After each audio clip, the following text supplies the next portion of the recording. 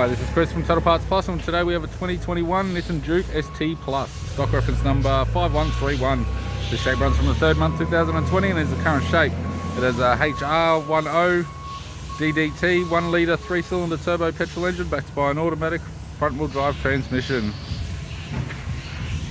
HR10 DDT 1 litre 3-cylinder turbo petrol engine. We have the left front 17-inch factory alloy mag with a good tyre, left power door mirror, left rear 17-inch factory alloy mag with a good tyre, left hand tail light, left tailgate garnish, tidy rear bumper cover, tailgate appears to have no damage, right hand tailgate garnish, right hand tail light, right rear 17-inch factory alloy mag with a good tyre, right rear door appears to have no damage, right power door mirror, and a right front 17-inch factory alloy mag with a good tyre. We have the driver's side door trim, power window master switch. This vehicle is fitted with black cloth interior, automatic console, automatic gear shifter, heated controls, factory sat nav display screen, interior mirror, courtesy lamp, left hand sun visor, right hand sun visor, instrument cluster, and a tidy 3-spoke leather steering wheel with cruise audio and phone buttons.